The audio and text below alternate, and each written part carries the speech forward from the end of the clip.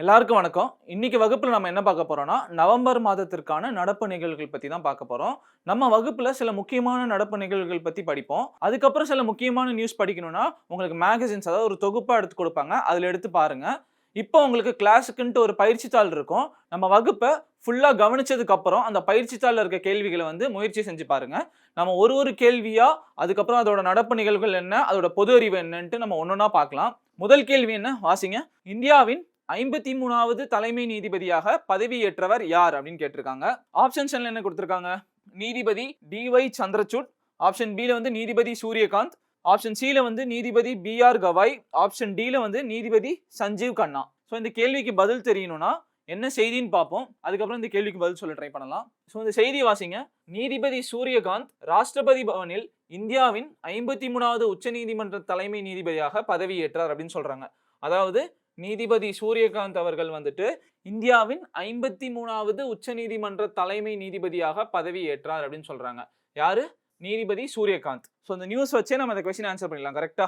என்னது? இந்தியாவின் 53வது தலைமை நீதிபதியாக பதவி ஏற்றவர் யார் அப்படின்னு கேட்டோம்னா இதுக்கு என்ன பதில் சொல்லுங்க? இப்பதான் பார்த்தோம்.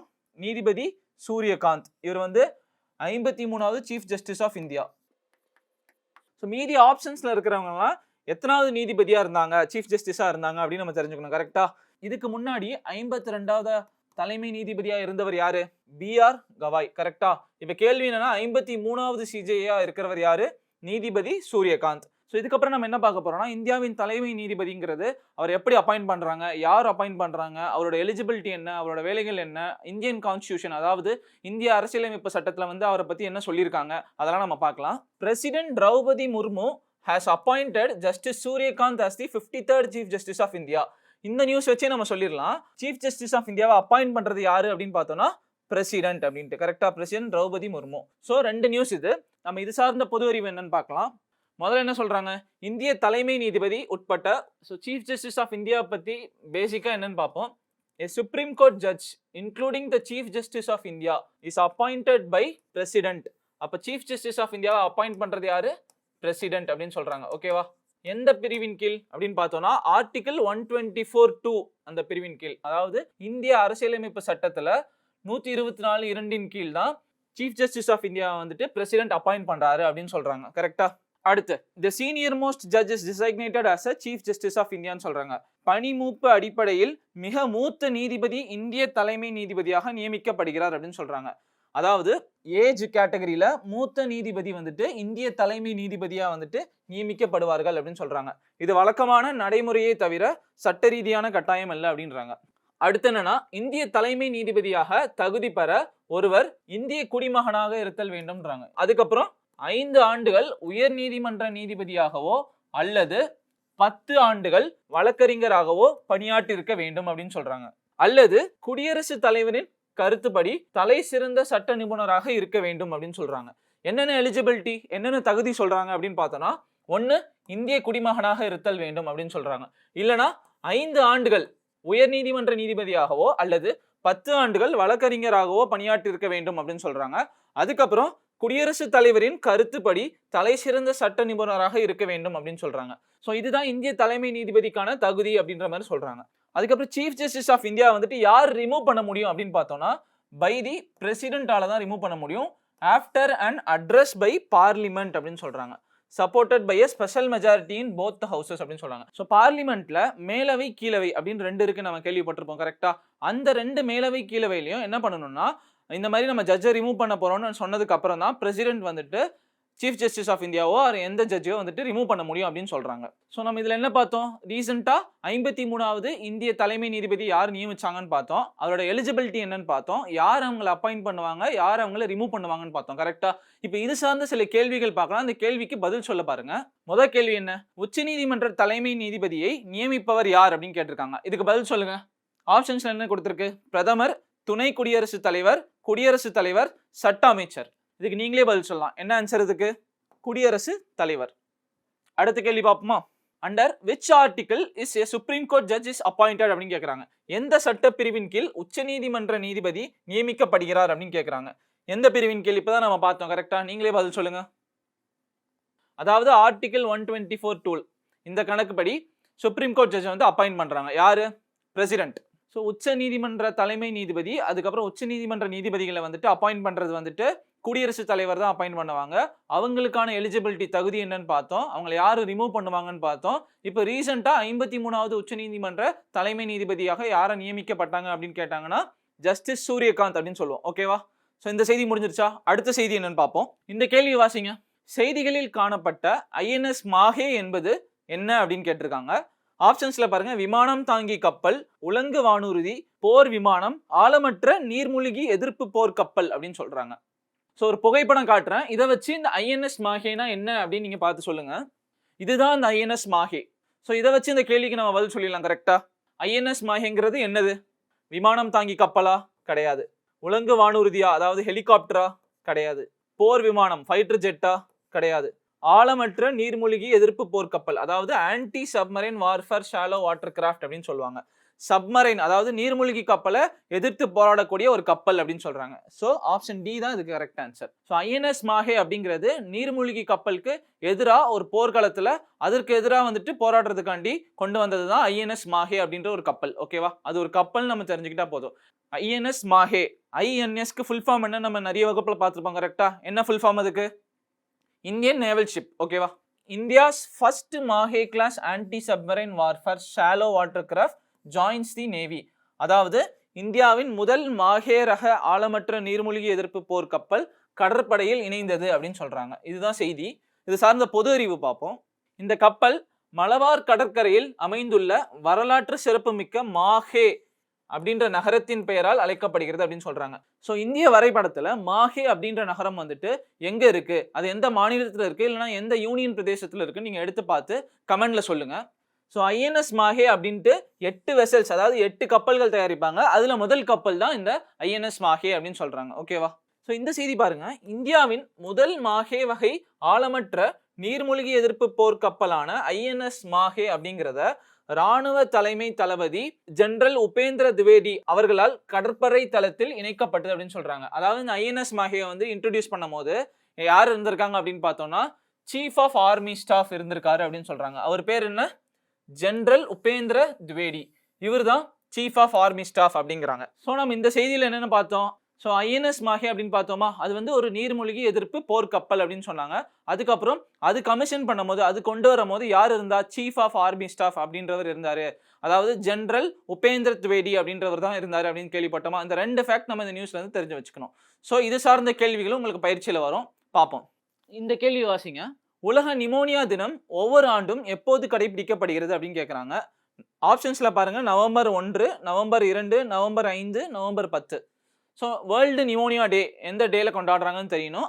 நிமோனியானா என்ன, அந்த நோய் என்னது, அதை பற்றி நம்ம பார்க்கலாம். அதுக்கப்புறம் இந்த கேள்விக்கு பதில் சொல்ல பார்க்கலாம். ஸோ இந்த செய்தி வாசிங்க. ஒவ்வொரு ஆண்டும் நவம்பர் 2 அன்று உலக நிமோனியா தினம் கடைபிடிக்கப்படுகிறது அப்படின்னு சொல்றாங்க. எந்த தேதியில? நவம்பர் 2ஆம் தேதி வந்துட்டு உலக நிமோனியா தினம் கடைபிடிக்கப்படுகிறது அப்படின்னு சொல்றாங்க. அப்ப இந்த கேள்விக்கு பதில் தெரிஞ்சிச்சா? உலக நிமோனியா தினம் ஒவ்வொரு ஆண்டும் எப்போது கடைபிடிக்கப்படுகிறது? பதில் சொல்லுங்க. நவம்பர் 2. ஸோ உலக நிமோனியா தினம்ன்றது நவம்பர் 2 கடைபிடிக்கிறாங்கன்னு சொல்றாங்க. அப்ப நிமோனியானா என்ன நோய், அது பற்றி நம்ம பார்க்கணும் கரெக்டா. ஸோ நிமோனியா பத்தி நம்ம என்னன்னு பார்க்கலாம். Pneumonia is an infection of the lungs. நுரையீரலை பாதிக்கக்கூடிய ஒரு நோய் அப்படின்னு சொல்றாங்க. It can be caused by, அதாவது எதனால இது பரவுதுன்னா பாக்டீரியா, வைரஸஸ் ஆர் ஃபங்கை மூலியமா தான் நிமோனியா வருது அப்படின்னு சொல்றாங்க. இது எதை பாதிக்கும்னா லங்ஸ், அதாவது நுரையீரலை பாதிக்கக்கூடிய ஒரு தொற்றாகும் அப்படின்னு சொல்றாங்க. அதுக்கப்புறம் நிமோனியா என்பது தடுக்கக்கூடிய மற்றும் குணப்படுத்தக்கூடிய ஒரு நோயாகும் அப்படின்னு சொல்றாங்க. இதுவும் தெரிஞ்சு வச்சுக்கணும். நிமோனியாங்கிறது பிரிவென்டபிள் அண்ட் ட்ரீட்டபிள் டிசீஸ் அப்படின்னு சொல்றாங்க. இப்போ pneumonia is caused by bacteria, virus, fungi, இந்த 3னாலையும் நிமோனியா வந்து காஸ் ஆகும் அப்படின்னு சொல்றாங்க. இது எதை பாதிக்கும் அப்படின்னு பார்த்தோம்னா நுரையீரல், அதாவது லங்ஸை பாதிக்கும். ஸோ பாக்டீரியா மூலமும் நிமோனியா பரவும்னு சொன்னாங்களே, இங்க பாருங்க. பாக்டீரியா காரணங்களால் ஏற்படும் மிக பொதுவான நிமோனியா வகைகளில் ஒன்று ஸ்ட்ரெப்டோகாக்கஸ் நிமோனியா ஆகும். அதாவது one of the most common causes of bacterial நிமோனியாங்கிறது எதனால வருது அப்படின்னு பார்த்தோம்னா ஸ்ட்ரெப்டோகாக்கஸ் நிமோனியா. இதனால தான் பாக்டீரியல் நிமோனியா பரவுது அப்படின்னு சொல்றாங்க. அதுக்கப்புறம் நிமோனியா வந்துட்டு 3 வகைகளா பிரிச்சுக்கிறாங்க. 3 வகைகளா என்ன சொல்றாங்க? சமூகம் சார்ந்த பரவும் நிமோனியா, அதுக்கப்புறம் மருத்துவமனைகளில் பரவும் நிமோனியா, அதுக்கப்புறம் வென்டிலேட்டர் தொடர்பான நிமோனியா. 3 வகைகளா பிரிக்கிறாங்க. ஆங்கிலத்துல பார்த்தோம்னா கம்யூனிட்டி அக்வைர்டு நிமோனியா, அதுக்கப்புறம் ஹாஸ்பிட்டல் அக்வைர்டு நிமோனியா, மூணாவதா என்னது? Ventilator associated pneumonia. ஸோ நம்ம நிமோனியா பத்தி என்ன பார்த்தோம்? அது வந்து பாக்டீரியா, ஃபங்கஸ், வைரஸ்னால காஸ் ஆகுதுன்னு சொல்றாங்க. அதுக்கப்புறம் அது எதை பாதிக்குது அப்படின்னு பார்த்தோம்னா நுரையீரலை பாதிக்குது, லங்ஸை பாதிக்குது அப்படின்னு சொல்றாங்க. இது வந்து குணப்படுத்தக்கூடிய அதுக்கப்புறம் தடுக்கக்கூடிய ஒரு நோய் தான் அப்படின்னு சொல்றாங்க. இப்போ இது சார்ந்த கேள்விகள் என்னன்னு நம்ம பார்ப்போம். இந்த கேள்வி பாருங்க, நிமோனியா மனித உடலின் எந்த உறுப்பை பாதிக்கிறது? இந்த கேள்விக்கு நீங்களே பதில் சொல்லுங்க. ஆப்ஷன் ஏல இதயம், சிறுநீரகங்கள், நுரையீரல், கல்லீரல். ஆன்சர் என்ன? நிமோனியா மனித உடலின் எந்த உறுப்பை பாதிக்கிறது? இதுக்கு ஆன்சர் என்னன்னா நுரையீரல். நிமோனியா எதை அஃபெக்ட் பண்ணுது அப்படின்னு கேட்டாங்கன்னா லங்ஸ் தெரிஞ்சு வச்சுக்கணும். ஓகேவா? இப்போ அடுத்த கேள்வி என்னன்னு பார்ப்போம். இந்த கேள்வி வாசிங்க. 2025 மகளிர் உலகக்கோப்பை கபடி போட்டியை வென்ற அணி எது அப்படின்னு கேட்குறாங்க. அதாவது which team won the 2025 women's kabaddi world cup அப்படின்னு கேட்குறாங்க. எந்தெந்த நாடுகள் கொடுத்துருக்காங்க? Iran, Japan, Taiwan, India. So ஒரு புகைப்படம் காட்டுறேன். அந்த புகைப்படத்தை வச்சு கபடி வேர்ல்ட் கப் வந்துட்டு யார் ஜெயிச்சாங்க 2025 அப்படின்னு பார்ப்போம். ஸோ இந்த புகைப்படத்தில் எந்த டீம் ஜெயிச்சிருக்காங்கன்னு நீங்கள் கண்டுபிடிக்க முடியுமா? இந்தியா. கரெக்டா? ஸோ கேள்வினா 2025 மகளிர் உலகக்கோப்பை கபடி போட்டியை வென்ற அணி எது அப்படின்னு கேட்டாங்கன்னா இதுக்கு ஆன்சர் என்ன சொல்லுவோம்? இந்தியா. இந்தியா தான் ஜெயிச்சது. அதாவது 2025 மகளிர் உலகக்கோப்பை கபடி போட்டியை வென்ற அணி வந்துட்டு இந்தியா. ஓகேவா? ஸோ இது சார்ந்த சில பொது அறிவு பார்ப்போம். ஸோ இந்த நியூஸ் பாருங்க. இந்தியா பீட் சைனீஸ் தாய்பே 35-28 அப்படிங்கிறது score to win the second consecutive women's kabaddi world cup அப்படின்னு சொல்றாங்க. இந்தியா தான் ஜெயிச்சிருக்காங்க. யாருக்கு அகைன்ஸ்டா ஜெயிச்சிருக்காங்க? Chinese Taipei to win their second consecutive women's kabaddi world cup அப்படின்னு சொல்றாங்க. ரெண்டாவது முறையா இந்தியா ஜெயிக்கிறாங்க, அதுவும் தொடர்ந்து ஜெயிக்கிறாங்க அப்படின்னு சொல்றாங்க. கரெக்டா? ஸோ 2025 வந்துட்டு இந்தியா ஜெயிக்கிறாங்க அப்படின்னு சொல்றாங்க. கரெக்டா? இது வந்து ரெண்டாவது முறையா இந்தியா ஜெயிக்கிறாங்க. அப்ப முதல் முறையா எந்த வருஷம் ஜெயிச்சாங்க அப்படின்னு பார்க்கணும்னா முதல் முறையா எந்த வருஷம் ஜெயிச்சாங்க அதுவும் தெரிஞ்சுக்கணும். கரெக்டா? அது என்னன்னு பார்ப்போம்.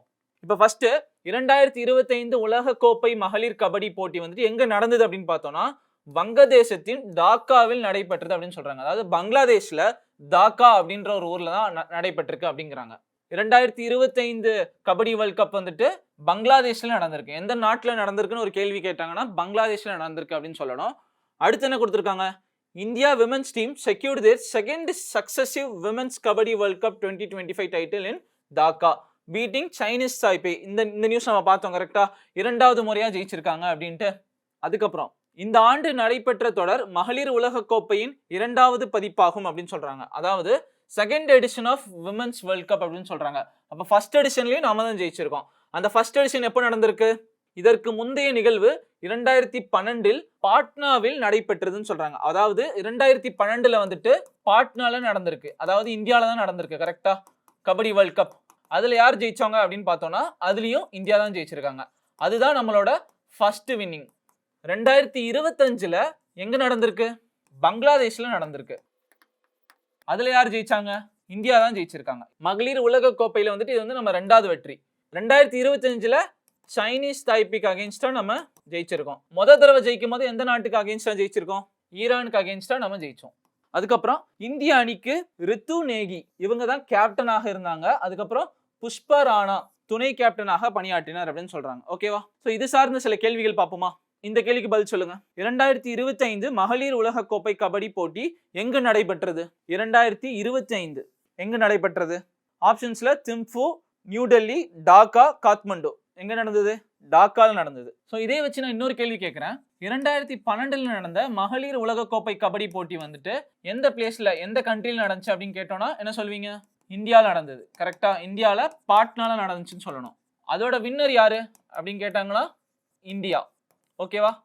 யாருக்கு அகைன்ஸ்டா நம்ம ஜெயிச்சோம் அப்படின்னு கேட்டோம்னா ஈரானை வீழ்த்தி தான் நம்ம ஜெயிச்சோம் அப்படின்னு சொல்லணும். ஓகேவா? இந்த கேள்வி புரிஞ்சுதா? கேள்விகள் எப்படி வேணா வரலாம். அடுத்த கேள்வி பாருங்க. 2025 கபடி உலக கோப்பையில் இந்திய மகளிர் அணிக்கு தலைமை தாங்கியவர் யார் அப்படின்னு கேட்குறாங்க. அதாவது கேப்டன் யாருன்னு கேட்குறாங்க. யாரு? ஆப்ஷன்ஸ் பாருங்க. பயல் சௌத்ரி, ரித்து நேகி, புஷ்பா ராணா, கவிதா தேவி. யாரு கேப்டன் இருந்தாங்க? 2025 கபடி உலக கோப்பையில் இந்திய மகளிர் அணிக்கு தலைமை தாங்கியவர் யார் அப்படின்னு கேட்குறாங்க. யாரு? ரித்து நேகி. இந்த புஷ்பா ராணான்னு பார்த்தோமா, இவங்க என்னவா இருந்தாங்க? இவங்க ரோல் என்னது? வைஸ் கேப்டன், துணை கேப்டன். ஓகேவா? ரித்து நேகின்றவங்க தான் கேப்டன். ஸோ நம்ம இதுதான் தெரிஞ்சு வச்சுக்கணும். ஸோ ஒரு விளையாட்டு செய்திகள் அப்படின்னு எடுத்துக்கிட்டிங்கன்னா அது முதல்ல எந்த நாட்டில் நடந்துச்சு அப்படின்னு நம்ம தெரிஞ்சுக்கணும். யார் ஜெயிச்சாங்க, யாருக்கு எதிராக நம்ம ஜெயிச்சோம் அப்படின்னு தெரிஞ்சுக்கணும். ஓகேவா? இந்த மூடு தான் முக்கியமானது. அப்புறம் அந்த டீம்ல யாராவது சிறப்பாக விளையாண்டாங்கன்னா அவங்க பேரு, அவங்க கேப்டனோட பேரு தெரிஞ்சு வச்சுக்கணும். ஓகேவா? இப்போ இதே மாதிரி இன்னொரு விளையாட்டு செய்தி என்னன்னு பார்ப்போம். இந்த கேள்வி சொல்லுங்க. 2025 ஐசிசி மகளிர் உலகக்கோப்பையை வென்ற அணி எது அப்படின்னு கேட்குறாங்க. ஆப்ஷன்ஸ் பாருங்க. ஆஸ்திரேலியா, இங்கிலாந்து, இந்தியா, தென்னாப்பிரிக்கா. அதாவது ஐசிசி விமென்ஸ் வேர்ல்ட் கப் 2025 ஜெயிச்ச டீம் யாரு அப்படின்னு கேட்குறாங்க. இது எல்லாருக்கும் மோஸ்டா நீங்க நியூஸ்ல பார்த்துருப்பீங்க. இதை வச்சு பதில் சொல்லலாம். எந்த டீம் ஜெயிச்சதுன்னு ஒரு புகைப்படம் காட்டுறேன், அதை வச்சு பதில் சொல்ல பாருங்க. இதை வச்சு சொல்லலாம். ICC women's cricket world cup 2025 ஜெயிச்ச டீம் வந்துட்டு இந்தியா. கரெக்டா? இந்த புகைப்படத்தை வச்சு சொல்லிடலாம் இந்தியா தான் ஜெயிச்சிருக்காங்க அப்படின்ட்டு. அப்ப இந்த கேள்விக்கு பதில் என்ன? 2025 ஐசிசி மகளிர் உலக கோப்பையை வென்ற அணி எது அப்படின்னு கேட்டாங்கன்னா இந்தியா அப்படின்னு சொல்லுவாங்க. கரெக்டா? ஸோ இந்த கேள்வியில் என்ன, இந்தியா தான் வந்துட்டு ஐசிசி விமென்ஸ் வேர்ல்ட் கப் 2025 ஜெயிச்சிருக்காங்க அப்படின்னு தெரிஞ்சிருச்சு. யாருக்கு அகெயின்ஸ்டா ஜெயிச்சோம், எங்க நடந்துச்சு அப்படின்னு தெரியணும். கரெக்டா? அதுக்கப்புறம் அந்த டோர்னமெண்ட்ல சிறப்பா விளையாடினவங்க யாரு அப்படின்னு தெரிஞ்சுக்கணும். அது சார்ந்த பொது அறிவு நம்ம என்னன்னு பார்ப்போம். இந்தியா தான் ஜெயிச்சதுன்னு சொன்னாங்க. கரெக்டா? அப்ப இந்திய அணியின் கேப்டன் யாரு?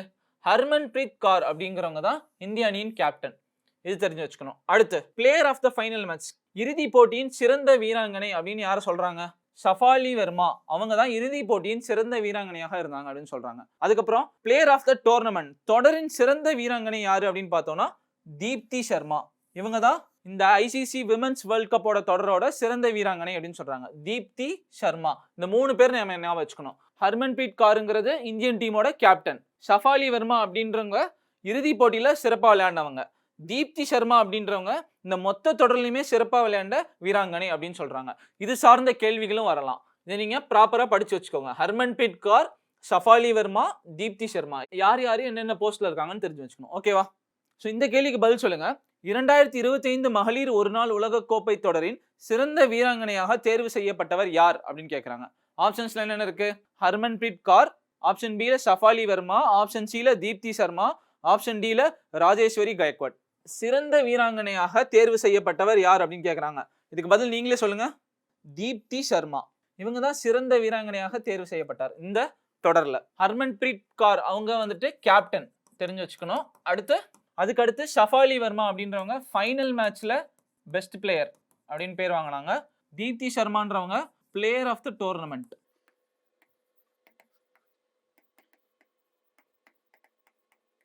ஸோ இந்த 3 விஷயங்கள் தெரிஞ்சுக்கணும். ஓகேவா? நம்ம 2 விளையாட்டு செய்திகள் பார்த்தோம். அதில் இருக்கிற முக்கியமான பொது அறிவுகள், முக்கியமான ஃபேக்ட்ஸ் எல்லாம் நீங்கள் ஞாபகம் வச்சுக்கோங்க. இதுலேருந்து உங்களுக்கு தேர்வில் வந்துட்டு சில கேள்விகள் வரும். இந்த கேள்வி பாருங்க. 2025 மகளிர் உலகக்கோப்பை இறுதிப் போட்டியில் இந்தியா எந்த நாட்டை வீழ்த்தியது அப்படின்னு கேட்குறாங்க. நம்ம பார்த்தோம்ல, எந்த நாட்டை வீழ்த்தியது? நீங்களே பதில் சொல்லுங்க. தென்னாப்பிரிக்கா. கரெக்டா? இந்த கேள்விக்கு பதில் சொல்லுங்க. 2025 மகளிர் உலகக்கோப்பையில் அதிக விக்கெட்டுகளை வீழ்த்தியவர் யார் அப்படின்னு கேட்குறாங்க. ஆப்ஷன்ஸ்ல பூஜா வஸ்ட்ரகர், ஆப்ஷன் பில தீப்தி சர்மா, ஆப்ஷன் சில ரேணுகா சிங், ஆப்ஷன் டில ஜுலன் கோஸ்வாமி. அதிக விக்கெட்டுகளை பவுலிங்ல வந்துட்டு அதிக விக்கெட்டுகளை எடுத்தவங்க யார் அப்படின்னு பார்த்தோம்னா தீப்தி சர்மா. அவங்க அதிகமாக விக்கெட் எடுத்தனால தான், அதுக்கப்புறம் பேட்டிங்லையும் கொஞ்சம் கான்ட்ரிபியூஷன் பண்ணனால தான் பிளேயர் ஆஃப் த டோர்னமெண்ட் கொடுத்துருக்காங்க. ஸோ அதிகமாக விக்கெட் எடுத்தது யாருன்னா தீப்தி சர்மா தான். ஓகேவா? ஸோ அடுத்த செய்தி சார்ந்த கேள்வி என்னன்னு பார்ப்போம். இந்த கேள்வி பாருங்க. 2025 G20 உச்சி மாநாடு எங்கு நடைபெற்றது அப்படின்னு கேட்டிருக்காங்க. இங்க ஒரு சின்ன புகைப்படம் இருக்கா, அதை வச்சு இந்த G20 அப்படின்ற மீட்டிங் வந்துட்டு எங்க நடந்துச்சுன்னு நம்ம பதில் சொல்லலாம். கரெக்டா? எங்க நடந்துச்சு? ஆப்ஷன்ல பாருங்க. இந்தியா, தென்னாப்பிரிக்கா, சீனா, அமெரிக்கா. எங்க நடந்துச்சு? தென்னாப்பிரிக்கால நடந்துச்சு. அதாவது சவுத் ஆப்பிரிக்கால நடந்திருக்கு. ஸோ நம்ம G20 அப்படின்ற ஆர்கனைசேஷன் பத்தி என்னன்னு பார்க்கணும். கரெக்டா? இதுக்கு முன்னாடி வகுப்புல நம்ம என்னென்ன அமைப்புகள் பத்தி படிச்சோம்னு உங்களால நினைவு கூற முடியுமா? முதல்ல என்ன படிச்சோம்? பிம்ஸ்டெக் அப்படின்னு படிச்சோமா? அதுக்கப்புறம் ஷாங்காய் கோஆபரேஷன் ஆர்கனைசேஷன் அப்படின்னு நம்ம படிச்சிருப்போம். அதுக்கப்புறம் G7 group of 7 countries G7 அப்படின்னு படிச்சிருப்போம். அதுக்கப்புறம் பிரிக்ஸ் அமைப்பை பத்தி படிச்சிருப்போம். இது வந்துட்டு G20 அமைப்பு.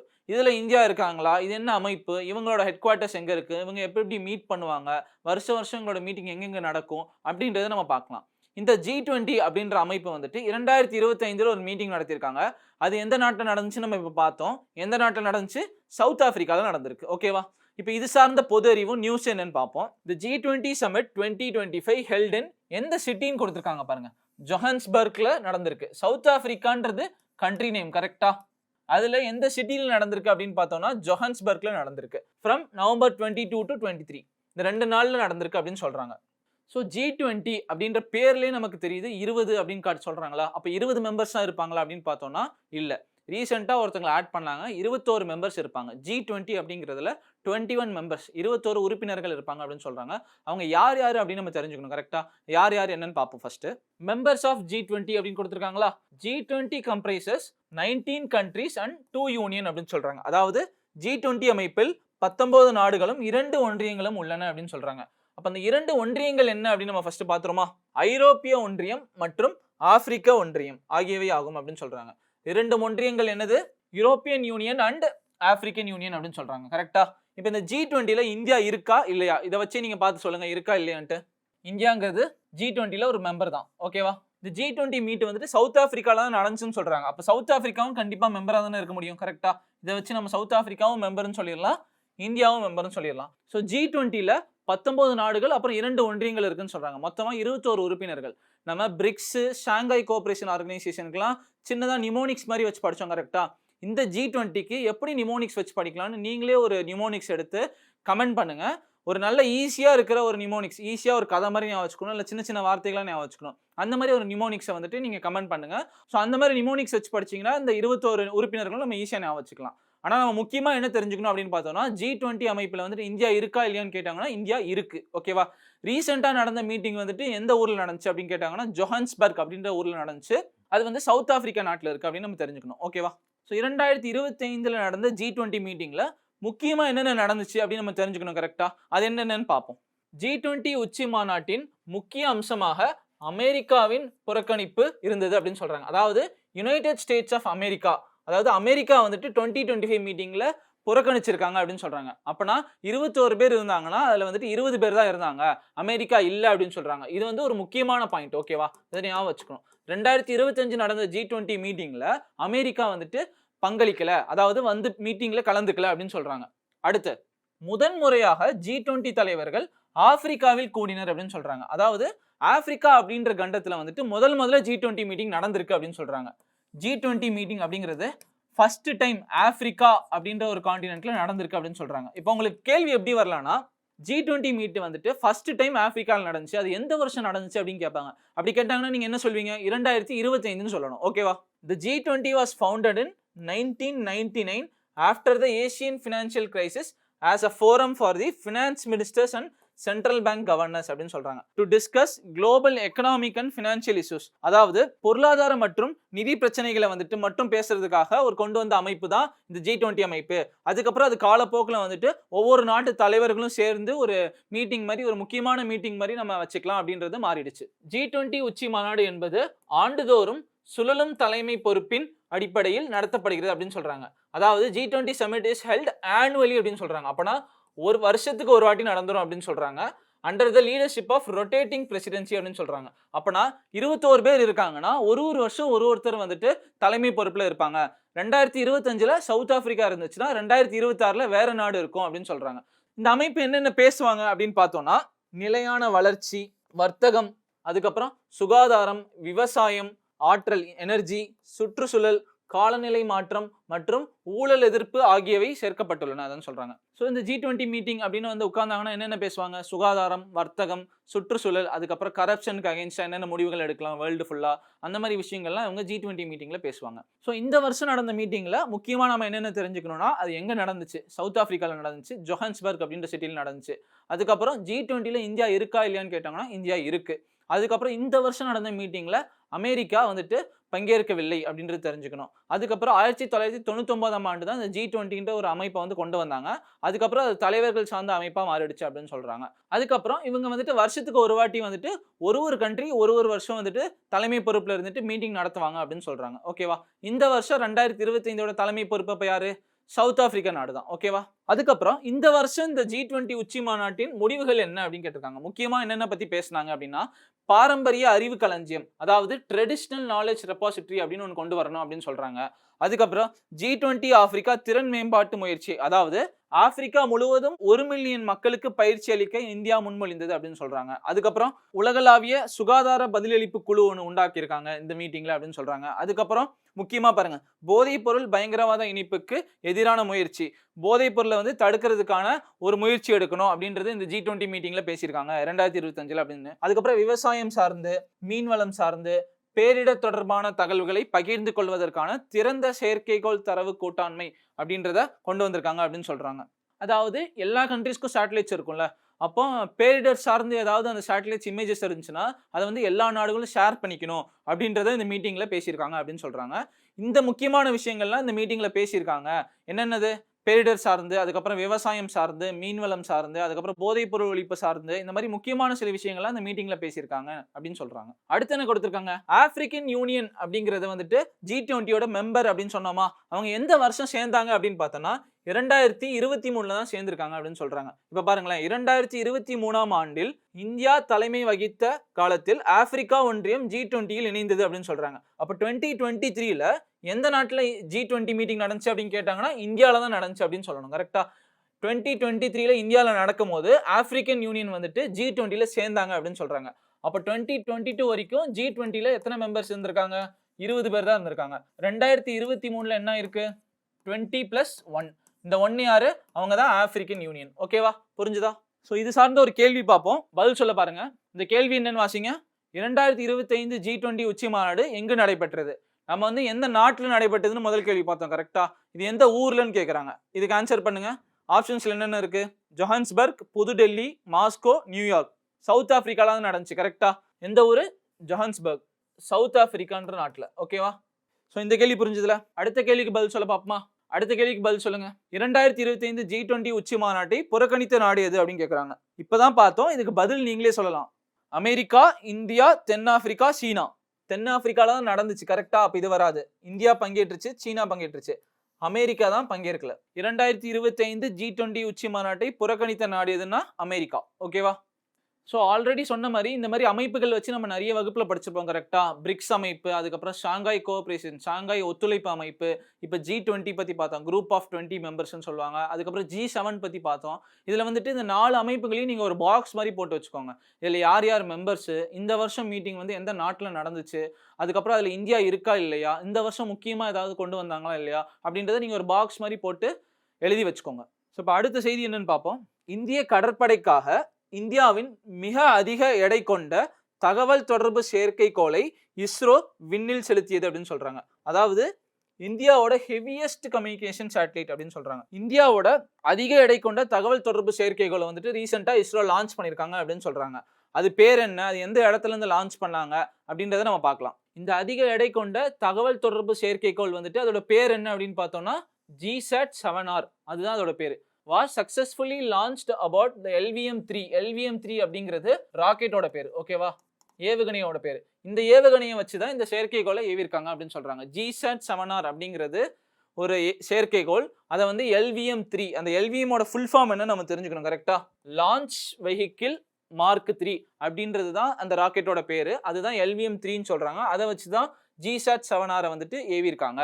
எந்த இடத்துல இருந்து ஏவிருக்காங்க? நம்ம எல்லாருக்கும் தெரியும். சதீஷ் தவான் ஸ்பேஸ் சென்டர் எங்க இருக்கு? ஸ்ரீஹரிகோட்டால. இது எந்த மாநிலம் அப்படின்னு பார்த்தோம்னா ஆந்திர மாநிலத்தில் இருக்கு. கரெக்டா? அந்த ஸ்ரீஹரிகோட்டா அப்படின்றது இடம். அதுக்கப்புறம் GSAT-7R அப்படிங்கிறது நம்ம என்னன்னு தெரிஞ்சுக்கணும். இது ஒரு தகவல் தொடர்பான செயற்கைக்கோள் அப்படின்னு தெரிஞ்சுக்கணும். அதாவது கம்யூனிகேஷன் சேட்டிலைட் அப்படின்னு தெரிஞ்சுக்கணும். அதுக்கப்புறம் என்ன கொடுத்திருக்காங்க பாருங்க. அதிக எடை கொண்ட தகவல் தொடர்பு செயற்கைக்கோள்கள் மற்றும் ஆள் விண்வெளி பயணங்களை விண்ணில் செலுத்துவதற்கான இந்தியாவின் மிக அதிக எடை கொண்ட செயல்பாட்டு ராக்கெட்டாக LVM-3 விளங்குகிறது அப்படின்னு சொல்றாங்க. இந்த LVM-3 அப்படிங்கிறத வந்துட்டு இந்த ராக்கெட்டை வந்து எதுக்கெல்லாம் பயன்படுத்துவாங்க அப்படின்னு என்னன்னு சொல்றாங்கன்னா கம்யூனிகேஷன் சேட்டலைட்ஸ், அதாவது தகவல் சார்ந்த செயற்கைக்கோள், அதுக்கப்புறம் டீப் ஸ்பேஸ் மிஷின்ஸ், அதாவது நம்ம செவ்வாய் கிரகத்திற்கு அதுக்கப்புறம் சந்திரனுக்குலாம் செயற்கைக்கோள் ஏவுறோம். கரெக்டா? அந்த செயற்கைக்கோளை ஏவுறதுக்கு இந்த LVM-3 ராக்கெட்டை பயன்படுத்துவாங்க அப்படின்னு சொல்றாங்க. அப்போ GSAT-7Rங்கிறது ஒரு கம்யூனிகேஷன் சேட்டலைட் தான். அப்போ அதை ஏவணும்னா நம்ம LVM-3 வச்சு தான் ஏவணும். கரெக்டா? இப்போ GSAT-7R அப்படின்ற செயற்கைக்கோளை பத்தி என்னென்ன, அதோட முக்கிய அம்சங்கள் என்னென்னு அப்படின்னு நம்ம தெரிஞ்சுக்கணும். இது இந்தியாவின் மேம்பட்ட பாதுகாப்பு தகவல் தொடர்பு செயற்கைக்கோள் தொடரான GSAT-7 தொடரின் ஒரு பகுதியாகும் அப்படின்னு சொல்றாங்க. அப்போ GSAT-7 அப்படின்ட்டு ஆல்ரெடி ஒரு சேட்டலைட் லான்ச் பண்ணியிருக்காங்க. அதோட இன்னொரு செயற்கைக்கோள் தான் இந்த GSAT-7R அப்படின்னு கொடுக்காங்க. ஓகேவா? ஆல்ரெடி கம்யூனிகேஷன் சேட்டலைட்னு நம்ம GSAT-7 ஒன்று இருக்கு. அதுக்கு சப்போர்ட்டா, அதாவது உதவுறதுக்கு GSAT-7R அப்படின்ற ஒரு கம்யூனிகேஷன் சேட்டலைட்டை லான்ச் பண்ணியிருக்காங்க அப்படின்னு சொல்றாங்க. இது வந்து டிஃபென்ஸ் கம்யூனிகேஷன் சேட்டலைட் அப்படின்னு சொல்றாங்க. டிஃபென்ஸ் கம்யூனிகேஷன் சேட்டலைட், அதாவது பாதுகாப்பு தகவல் தொடர்பு செயற்கைக்கோள் அப்படின்னு சொல்றாங்க. ஓகேவா? சரி, ஒரு செயற்கைக்கோளை வந்து ஏவிருக்காங்க அப்படின்னு தெரிஞ்சிருச்சு. நம்ம இதுக்கு முன்னாடி வகுப்புல வந்துட்டு இந்தியாவை சுத்தி என்னென்ன வட்டப்பாதைகள் இருக்குன்னு நம்ம பார்த்தோம். கரெக்டா? Low earth orbit, high earth orbit, middle earth orbit, அதாவது தாழ்புவி வட்டப்பாதை, அதுக்கப்புறம் நடுப்புவி வட்டப்பாதை, உயர்புவி வட்டப்பாதை அப்படின்னு பார்த்துருப்போம். கரெக்டா? இந்த செயற்கைக்கோளை வந்துட்டு எந்த வட்டப்பாதையில ஏவிருக்காங்கன்னு நம்ம தெரிஞ்சுக்கணும். கரெக்டா? என்ன கொடுத்துருக்காங்க? இது புவி ஒத்திசைவு பரிமாற்ற சுற்றுப்பாதைக்கு, அதாவது ஜியோ சிங்க்ரனஸ் டிரான்ஸ்ஃபர் ஆர்பிட்ல தான் இந்த சேட்டலைட்டை லான்ச் பண்ணியிருக்காங்க அப்படின்னு சொல்றாங்க. இது நம்ம முக்கியமா தெரிஞ்சுக்கணும். ஓகேவா? And will eventually settle into geostationary orbit. அதாவது first geosynchronous transfer orbit அப்படின்ற ஒரு வட்டப்பாதையில தான் இதை வந்து ஏவிருக்காங்க. அதுக்கப்புறம் காலப்போக்கில் அது எந்த ஆர்பிட்ல போய் உட்காந்துக்கும் அப்படின்னு பார்த்தோம்னா ஜியோ ஸ்டேஷனரி ஆர்பிட்ல போய் உட்காந்துக்கும் அப்படின்னு சொல்றாங்க. ஓகேவா? நம்ம என்ன தெரிஞ்சுக்கணும்னா இது எந்த வட்டப்பாதையில இதை வந்துட்டு ஏவிருக்காங்க அப்படின்னு தெரிஞ்சுக்கணும். புவி ஒத்திசைவு பரிமாற்ற சுற்றுப்பாதை, அதாவது ஜியோ சிங்க்ரனஸ் டிரான்ஸ்ஃபர் ஆர்பிட்ல தான் இதை லான்ச் பண்ணியிருக்காங்க அப்படின்றத நம்ம தெரிஞ்சுக்கணும். ஓகேவா? அடுத்து என்ன கொடுத்துருக்காங்க பாருங்க. இந்த சேட்டலைட் ப்ரொவைட்ஸ் மல்டிபேண்ட் டெலிகம்யூனிகேஷன் சர்வீசஸ். அதாவது தொலைத்தொடர்பு சேவைகளை வந்துட்டு எந்தெந்த ரீஜியனுக்கு கொடுக்குது? Indian ocean region and Indian land masses. India சுற்றி இருக்கிற சில இடங்களுக்கு வந்துட்டு டெலிகம்யூனிகேஷன் சர்வீசஸ் ப்ரொவைட் பண்ணுறதுக்கு வழங்குறதுக்கு வந்துட்டு, அதாவது தொலைத்தொடர்பு சேவைகள் வழங்குறதுக்கு இந்த சேட்டலைட்டை லான்ச் பண்ணியிருக்கோம் அப்படின்னு சொல்கிறாங்க. இதை வந்து பாதுகாப்பு கம்யூனிகேஷன் சேட்டலைட்டாகவும் நம்ம பயன்படுத்திக்கலாம் அப்படின்றாங்க. ஸோ GSAT-7R அப்படிங்கிறது ஒரு தகவல் தொடர்பு செயற்கைக்கோள் அப்படின்னு பார்த்தோமா, அதை வந்து இஸ்ரோ வந்துட்டு சதீஷ் தவான் ஸ்பேஸ் சென்டர்லேருந்து லான்ச் பண்ணாங்க. அதோட முக்கிய அம்சங்கள் என்னென்னு பார்த்தோம். இப்போ அது சார்ந்த ஒரு கேள்வி பார்ப்போம். இந்த கேள்வி என்னன்னு வாசிங்க. சமீபத்தில் இந்தியாவால் ஏவப்பட்ட GSAT-7R செயற்கைக்கோள் வந்து என்னன்னு கேட்டிருக்காங்க. மனித விண்வெளி பயண திட்டம், ஆப்ஷன் பில விண்வெளி இணைப்பு பரிசோதனை செயற்கைக்கோள், ஆப்ஷன் சில புவி கண்காணிப்பு செயற்கைக்கோள், ஆப்ஷன் டில தகவல் தொடர்பு செயற்கைக்கோள். இப்போ நம்ம பார்த்தோம் GSAT-7Rங்கிறது என்ன சேட்டிலைட், என்ன செயற்கைக்கோள்னு கேட்குறாங்க. நமக்கு தகவல் தொடர்பு செயற்கைக்கோள்னு தெரிஞ்சா ஆன்சர் ஈஸியாக போட்டுடலாம். கரெக்டா? இன்னொரு கேள்வி எப்படி வரும்னா, இதை யார் லான்ச் பண்ணாங்க அப்படின்னு கேட்பாங்க. கரெக்டா? யார் லான்ச் பண்ணாங்க? இஸ்ரோ. எந்த இடத்துல இருந்து லான்ச் பண்ணாங்க அப்படின்னு கேட்டாங்கன்னா பிளேஸ் சதீஷ் தவான் ஸ்பேஸ் சென்டர்னு சொல்லுவோமா? சதீஷ் தவான் ஸ்பேஸ் சென்டர் ஸ்ரீஹரிகோட்டால இருக்கு. கரெக்டா? ஸோ இதுதான் நம்ம முக்கியமாக தெரிஞ்சுக்கணும். ஓகேவா? அடுத்த செய்தி சார்ந்த கேள்வி என்னன்னு பார்ப்போம். இந்த செய்தி வாசிங்க. இந்திய நிலக்கரி நிறுவனம் நிறுவப்பட்டு 50 ஆண்டுகளை நிறைவு செய்துள்ளது அப்படின்னு சொல்றாங்க. அதாவது கோல் இந்தியா லிமிடெட், அதுதான் இந்திய நிலக்கரி நிறுவனம் அப்படின்னு சொல்றோம். அது வந்து has completed 50 years of its establishment அப்படின்னு சொல்றாங்க. இது நிறுவப்பட்ட 50 ஆண்டுகள் ஆயிடுச்சு அப்படின்றது தான் செய்தி. இது சார்ந்த பொது அறிவு மற்றும் கேள்வி பார்ப்போம். என்ன கொடுத்திருக்காங்க? இந்திய நிலக்கரி நிறுவனம் இந்திய நிலக்கரி அமைச்சகத்தின் கீழ் உள்ள மகாராத்னா பொதுத்துறை நிறுவனம் ஆகும் அப்படின்னு சொல்றாங்க. எந்த அமைச்சகத்தின் கீழ் வருது அப்படின்றது ஃபர்ஸ்ட் தெரிஞ்சுக்கணும். கரெக்டா? எந்த அமைச்சகத்தின் கீழ் வருது? இந்திய நிலக்கரி அமைச்சகத்தின் கீழ் வருது அப்படின்னு சொல்றாங்க. அதாவது ஆங்கிலத்துல மினிஸ்ட்ரி ஆஃப் கோல் கீழே தான் இந்த கோல் இந்தியா லிமிடெட் அப்படின்ற ஒரு நிறுவனம் இருக்கு அப்படின்னு சொல்றாங்க. ஸோ இந்த நிறுவனத்தை வந்து என்னவா வகைப்படுத்திருக்காங்க அப்படின்னு பார்த்தோம்னா மகாராத்னா பொதுத்துறை நிறுவனம் அப்படின்னு சொல்றாங்க. அடுத்து என்ன கொடுத்துருக்காங்க? 1 நவம்பர் 1975 தான் வந்துட்டு இந்த நிறுவனத்தை வந்து நிறுவியிருக்காங்க. என்ன பண்ணுவாங்க? அவங்க சுரங்கத்துல இருந்துட்டு வந்துட்டு நிலக்கரி எடுக்கிறதுக்கு வந்துட்டு 1975 இப்படி ஒரு நிறுவனத்தை கொண்டு வந்திருக்காங்க. அடுத்துல தான் கொடுத்துருக்காங்க பாருங்க. இது நாட்டில் நிலக்கரி வளங்களை உற்பத்தி செய்வதற்கும் நிர்வாகப்படுத்துவதற்கும் பொறுப்பானதாகும் அப்படின்னு சொல்றாங்க. நிலக்கரி உற்பத்தி செய்யறதுக்கு, அதாவது சுரங்கத்துல இருந்து நிலக்கரி எடுக்கிறதுக்கு, அப்புறம் அது சார்ந்த நிர்வாக முடிவுகள் எடுக்கிறதுக்கு தான் இந்த கோல் இந்தியா லிமிடெட் அப்படின்றத கொண்டு வந்திருக்காங்க அப்படின்னு சொல்றாங்க. இந்திய நிலக்கரி நிறுவனம் அப்படிங்கிறது 1 நவம்பர் 1975 தான் நிறுவப்பட்டது. எந்த அமைச்சகத்தின் கீழே வந்தது அப்படின்னு கேட்டாங்கன்னா மினிஸ்ட்ரி ஆஃப் கோல், நிலக்கரி அமைச்சகத்தின் கீழே தான் வருது அப்படின்னு நம்ம தெரிஞ்சுக்கணும். அப்புறம் இதோட ஸ்டேட்டஸ் என்ன அப்படின்னா மகாராத்னா பப்ளிக் செக்டார் அண்டர்டேக்கிங் அப்படின்னு நம்ம தெரிஞ்சு வச்சுக்கணும். ஓகேவா? இப்போ அந்த மகாராத்னா அப்படின்னு சொல்றோமா, அப்படின்னா என்ன? இந்திய நிறுவனங்களுக்கு இந்த மாதிரி மகாராத்னா அப்படின்னு நம்ம ஸ்டேட்டஸ் வந்துட்டு நியூஸ் பேப்பர்ல பார்த்துருப்போம். இந்த மாதிரி 3 வகைகள் இருக்கு. அந்த 3 வகைகள் என்னென்ன? அதுல ஒண்ணுதான் மகாராத்னா. ஸோ முக்கியமான இந்திய நிறுவனங்களுக்கு வந்துட்டு 3 ஸ்டேட்டஸ் கொடுப்பாங்க. அதை 3 வகையா பிரிச்சு வச்சுப்பாங்க.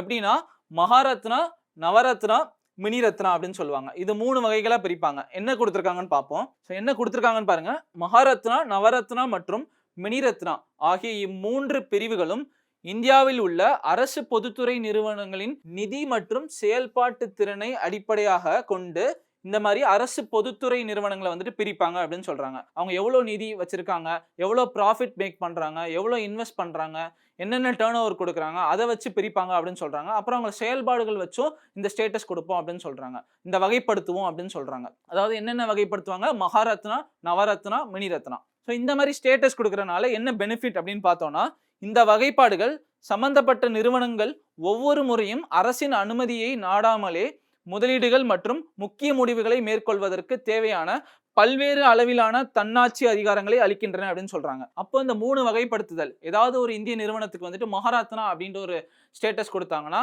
அவங்களுக்கான ஃபினான்ஸு, அதுக்கப்புறம் சில முக்கியமான முடிவுகள் எல்லாம் வந்துட்டு அவங்களே எடுத்துப்பாங்க.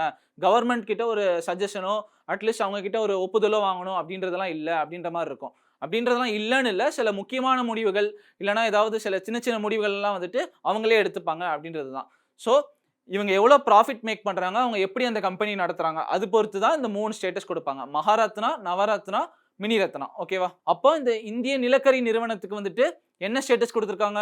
மகாரத்னா அப்படின்ற ஸ்டேட்டஸ் குடுத்திருக்காங்க. ஓகேவா? அது எப்ப எஸ்டாப்ளிஷ் பண்ணாங்க அப்படின்னா 1975ல எஸ்டாப்ளிஷ் பண்ணியிருக்காங்க. இப்போ உங்க எல்லாருக்கும் ஒரு ஆக்டிவிட்டி மாரி ஒண்ணு குடுக்குறோம். இப்போ போர்ட்ல வந்துட்டு சில முக்கியமான நிறுவனங்கள் குடுத்திருப்போம். நம்ம கோல் இந்தியா லிமிடெட் அதாவது இந்திய நிலக்கரி நிறுவனம் அப்படிங்கிறது மகாரத்னா ஸ்டேட்டஸ்ல இருக்குன்னு சொன்னோமா?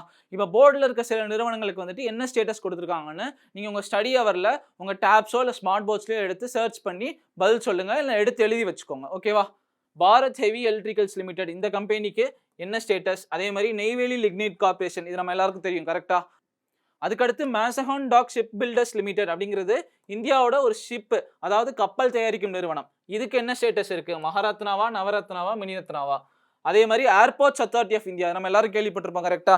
இந்திய விமான நிலைய பொறுப்பு ஆணையம். அதுக்கப்புறம் ஆண்ட்ரிக்ஸ் கார்ப்பரேஷன் லிமிடெட் இது வந்து ஸ்பேஸ் சார்ந்தது, இஸ்ரோ சார்ந்தது. இதுக்கு என்ன ஸ்டேட்டஸ் கொடுத்திருக்காங்க அப்படின்ட்டு நீங்க எடுத்து பார்க்கணும். ஸோ இந்த 5 நிறுவனங்களுக்கு வந்துட்டு என்ன ஸ்டேட்டஸ், என்ன வகைப்படுத்தல் கீழே இந்த 5 நிறுவனங்களும் இருக்கு. அதாவது மகாரத்னாவா, நவரத்னாவா, மினி ரத்னாவா அப்படின்றத எடுத்து நீங்க எழுதி வச்சுக்கோங்க. ஆன்சர் தெரிஞ்சிச்சுன்னா நீங்க கமெண்ட்ல கூட பண்ணலாம். ஸோ அடுத்த செய்தி என்னன்னு வாசிங்க. Bihar's Gogabil lake has been designated as a Ramsar site அப்படின்னு சொல்றாங்க. நம்ம ராம்சார் தலம் பத்தி ஆல்ரெடி வகுப்புல படிச்சிருப்போம். கரெக்டா? இப்போ பீகார்ல கோகாபில் லேக், கோகாபில் ஏரின்றத வந்துட்டு ஒரு ராம்சார் தலமா அறிவிச்சிருக்காங்க அப்படின்னு சொல்றாங்க. ஸோ இது வந்து இந்தியாவோட 94வது ராம்சார் தலம் அப்படின்னு சொல்றாங்க. என்ன செய்தி இருக்குன்னு பார்த்தோம்னா பீகார்ல கோகாபில் ஏரி அப்படின்ற ஒரு ஏரியா வந்துட்டு ராம்சார் தலமா அறிவிச்சிருக்காங்கன்னு சொல்றாங்க. அது வந்து இந்தியாவோட 94வது ராம்சார் தலம் அப்படின்னு சொல்றாங்க. அப்ப நம்ம ராம்சார் தலத்தை பத்தி இதுக்கு முன்னாடி நம்ம வகுப்புல படிச்சிருப்போம். கரெக்டா? ராம்சார் தலங்கள் அப்படின்னா என்ன?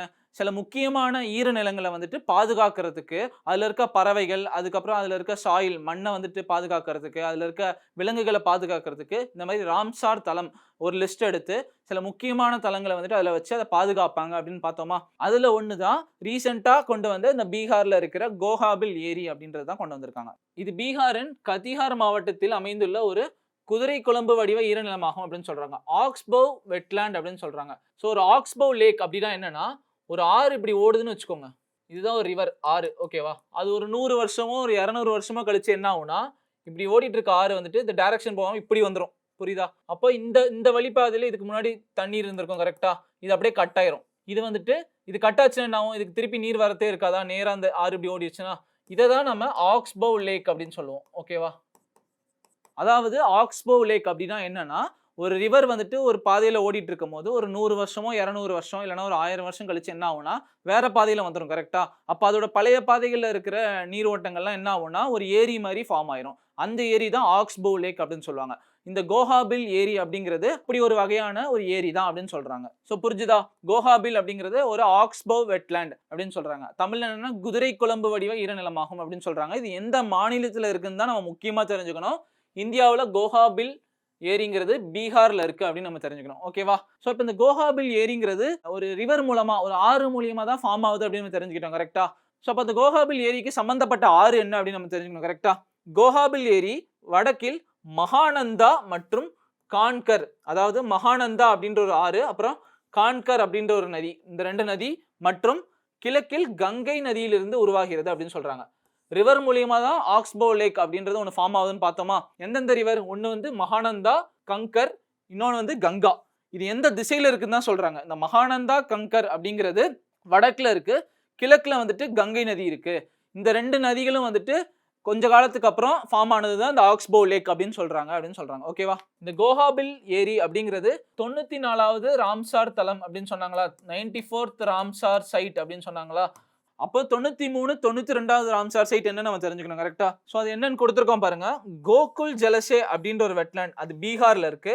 அதுதான் 92nd Ramsar site, 92nd wetland of international importance. அதுக்கப்புறம் உதய்பூர் ஜீல் அப்படிங்கிருக்கா, அதுதான் 93வது ராம்சார் சைட், அதாவது வெட்லேண்ட் ஆஃப் இன்டர்நேஷனல் இம்பார்ட்டன்ஸ். 92வதா கோகுல் ஜலசே, 93வதா உதய்பூர் ஜீல். இப்போ ரீசெண்டா 94வது ராம்சார் சைட் என்ன? கோகாபில் லேக். ஓகேவா?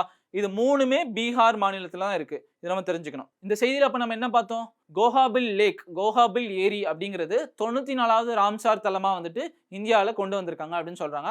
அப்ப இந்த ஏரியை வந்துட்டு பராமரிக்கிறது, எந்த பொல்யூஷனும் பண்ணாம இருக்கிறது, அந்த மாதிரி வேலைகள்லாம் பண்ணுவாங்க. அதுல இருக்க பறவைகளுக்கு பாதுகாக்கிறது, விலங்குகளை பாதுகாக்கிற விஷயங்கள்லாம் பண்ணுவாங்க. அப்ப இந்தியாவுல மொத்தமா 2025 நவம்பர் மாதத்துல வந்துட்டு எத்தனை ராம்சார் தலங்கள் இருக்குன்னு கேட்டா எவ்வளவு சொல்லுவீங்க? 94 ராம்சார் தலங்கள். இப்ப இந்த ராம்சார் தலங்கள் சார்ந்த கேள்விகள் வந்து உங்க பயிற்சி தாள்ல இருக்கும். அத நீங்க வகுப்பு முடிஞ்சோனே முயற்சி செஞ்சு பாருங்க. சோ அடுத்த செய்தி என்னன்னு பார்ப்போம். இந்தியா, போட்ஸ்வானா நாடுகளுக்கு இடையே சிறுத்தை திட்டத்தின் ஒரு பகுதியாக 8 சிறுத்தைகளை இந்தியாவிற்கு இடமாற்றம் செய்வதை முறையாக அறிவித்தது அப்படின்னு சொல்றாங்க. அதாவது இந்தியா, போட்ஸ்வானா அப்படின்ற ஒரு 2 நாட்டுக்கு இடையே வந்துட்டு சீட்டா அதாவது சிறுத்தைகளை வந்துட்டு மாத்திக்கிறாங்க, இடமாற்றம் செய்றாங்க அப்படின்னு சொல்றாங்க. யாரு குடுக்குறாங்கன்னா, போட்ஸ்வானா அப்படின்ற ஒரு நாடு தான் இந்தியாவுக்கு வந்துட்டு 8 சிறுத்தையை குடுக்குறாங்க அப்படின்னு சொல்றாங்க. எந்த ப்ராஜெக்ட் கீழ, எந்த திட்டத்தின் கீழ அப்படின்னு பார்த்தோம்னா, ப்ராஜெக்ட் சீட்டா கீழ. ஓகேவா? அப்போ சிறுத்தை திட்டத்தின் கீழ போட்ஸ்வானா அப்படின்ற நாட்டுல இருந்து நம்ம 8 சிறுத்தைகளை இந்தியாவுக்கு வாங்குறோம் அப்படின்றது தான் செய்தி. கரெக்ட்டா? அப்ப சிறுத்தை பற்றிய சின்ன ஒரு குறிப்பு, அப்புறம் எந்த நாட்டுல இருந்து நம்ம சிறுத்தை இதுக்கு முன்னாடி வாங்கியிருக்கோம், சிறுத்தை வந்து எந்தெந்த காடுகள்ல நம்ம இருக்கு அப்படின்றதெல்லாம் நம்ம பார்க்கலாம். இப்ப ப்ராஜெக்ட் சீட்டா அப்படின்னு பார்த்தோமா, சிறுத்தை திட்டம். அது எப்ப கொண்டு வந்தாங்க? யார் கொண்டு வந்தாங்க? அதெல்லாம் நம்ம பார்க்கணும். 2022ல தான் இந்த ப்ராஜெக்ட் சீட்டா சிறுத்தை திட்டம் தொடங்கப்பட்டது அப்படின்னு சொல்றாங்க. அதுக்கப்புறம் இது வந்து நேஷனல் டைகர் கன்சர்வேஷன் அத்தாரிட்டி தான் இம்ப்ளிமெண்ட் பண்றாங்க. இந்த ப்ராஜெக்ட் சீட்டா அதாவது ஏதாவது ஒரு நாட்டுல இருந்து சீட்டா வாங்குறதும் சரி, அந்த சீட்டாவ அந்த சிறுத்தையை பராமரிக்கிறதும் சரி, எந்த அத்தாரிட்டி பண்ணும் அப்படின்னு பார்த்தோம்னா, நேஷனல் டைகர் கன்சர்வேஷன் அத்தாரிட்டி தான் இந்த ப்ராஜெக்ட் சீட்டாவை ஃபாலோ பண்றாங்க அப்படின்னு பார்த்தோம். இந்த ப்ராஜெக்ட் சீட்டா சிறுத்தை திட்டம் அப்படின்னா என்னன்னா, இங்க பாருங்க, சிறுத்தை திட்டம் அப்படின்னா ஆப்பிரிக்க சிறுத்தைகளை இந்தியாவிற்கு இடமாற்றம் செய்வதை நோக்கமாக கொண்டுள்ளது அப்படின்னு சொல்றாங்க. அப்பனா இந்தியாவில சிறுத்தைகள் இல்ல, ஆப்பிரிக்கன் சிறுத்தையை தான் நம்ம இந்தியாவில் வந்துட்டு கொண்டு வந்து வளர்க்க போறோம் அப்படின்றதுக்காண்டி தான் ப்ராஜெக்ட் சீட்டா அப்படின்றத நேஷனல் டைகர் கன்சர்வேஷன் அத்தாரிட்டி 2022ல கொண்டு வந்திருக்காங்க. ஓகேவா?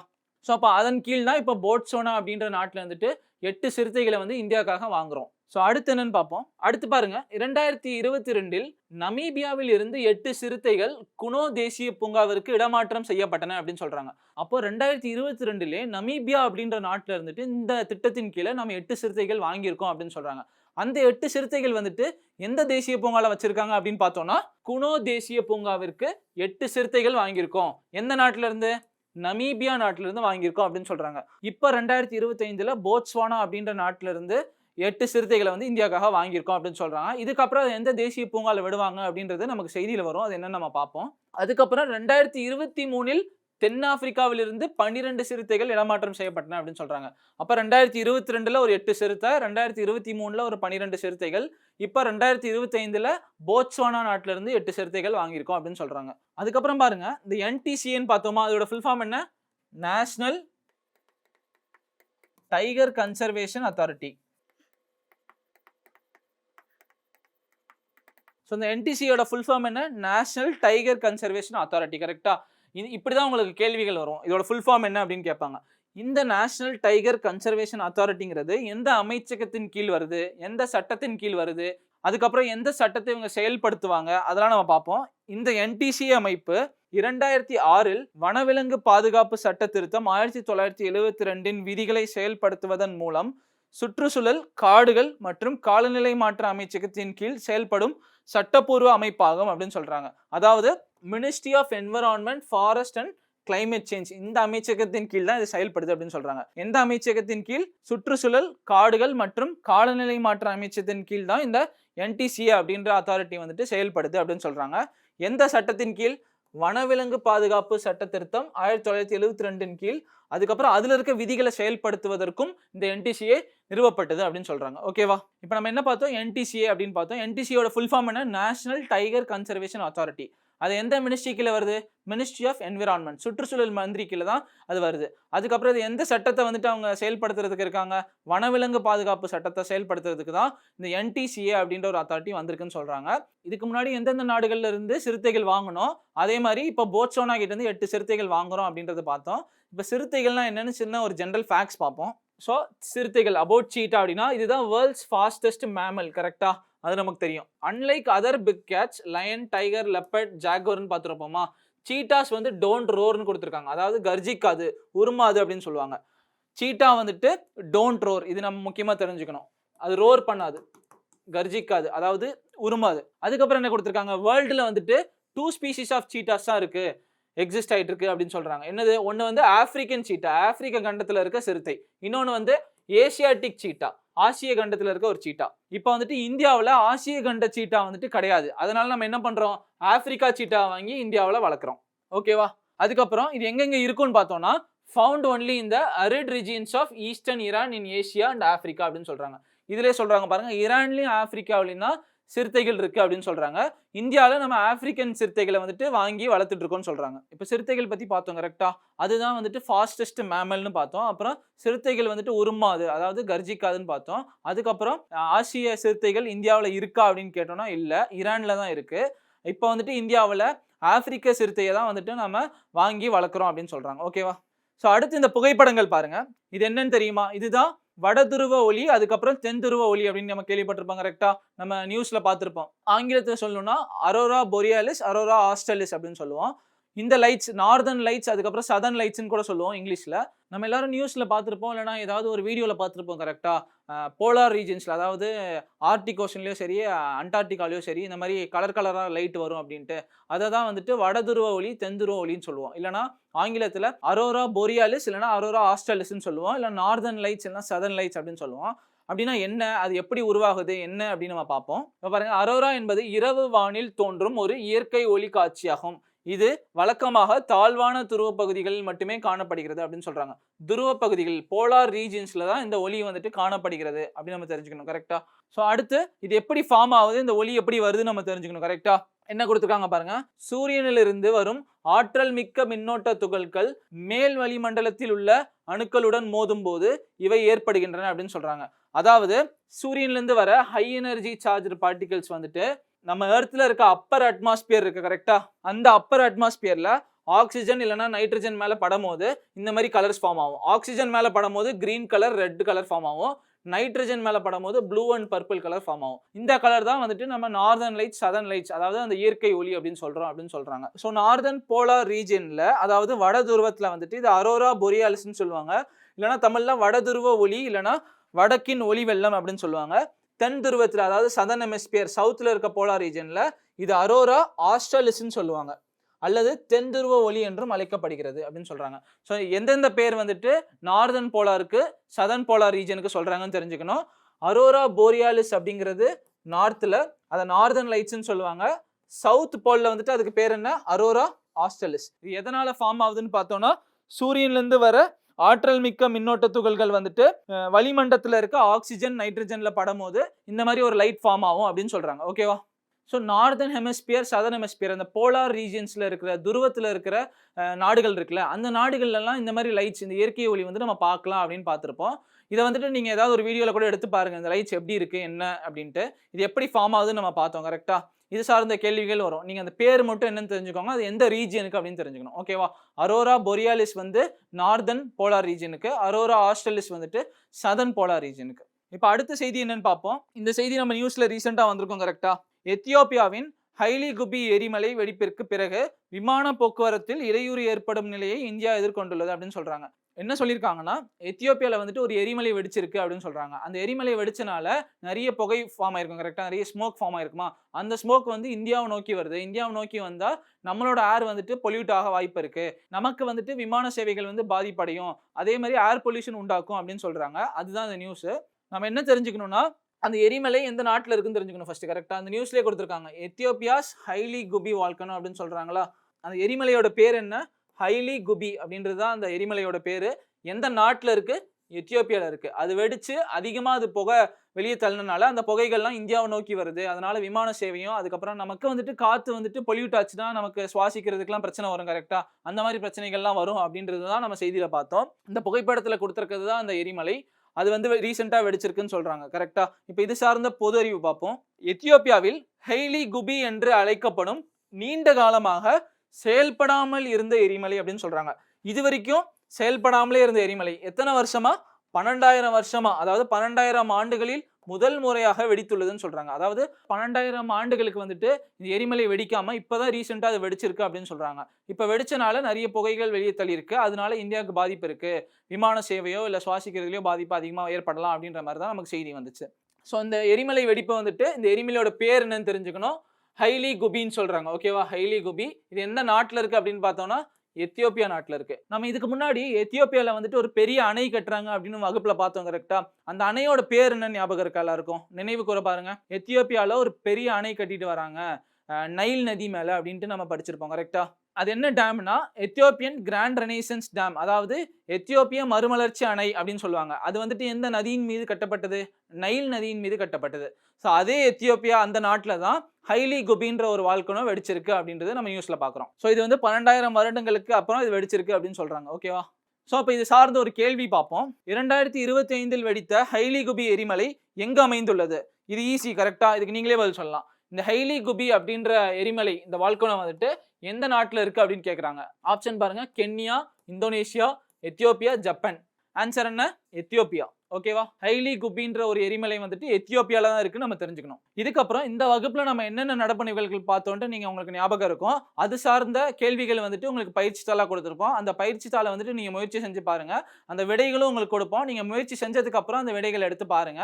இதுல இருந்து உங்களுக்கு தேர்வுல வந்துட்டு சில கேள்விகள் வரும். அதே மாதிரி உங்களுக்கு ஒரு ஆக்டிவிட்டி கொடுத்தேன் கரெக்ட்டா? மகாரத்னா, நவரத்னா, மணிரத்னா எந்தெந்த நிறுவனங்களுக்கு எந்தெந்த ஸ்டேட்டஸ் கொடுத்துருக்காங்கன்ட்டு அதையும் நீங்க முக்கியமா எடுத்து பார்த்து ஒண்ணு கமெண்ட்ல சொல்லணும், இல்ல நீங்க எழுதி வச்சுக்கணும். எந்தெந்த ஸ்கூல்ல இருந்து சொல்றீங்கன்னு பார்ப்போம். அதே மாதிரி நடப்பு நிகழ்வுகள் அப்படிங்கிறது அடிக்கடி மறக்கக்கூடியது. சின்ன சின்ன நோட்ஸா நீங்க நோட் பண்ணி வச்சுக்கோங்க. அப்பதான் உங்களுக்கு ஈஸியா இருக்கும். அதே மாதிரி மேகசின் கொடுப்பாங்க. அந்த மேகசினும் எடுத்து ரிவைஸ் பண்ணி பாருங்க. உங்களுக்கு அடுத்த மாதம் வர தேர்வுகள்ல வந்துட்டு இது சார்ந்த கேள்விகள் கொஞ்சம் அதிகமா வரலாம். ஸோ இதே மாதிரி அடுத்த வகுப்புல வந்துட்டு நம்ம வேற நடப்பு நிகழ்வுகளோட பார்க்கலாம். நன்றி.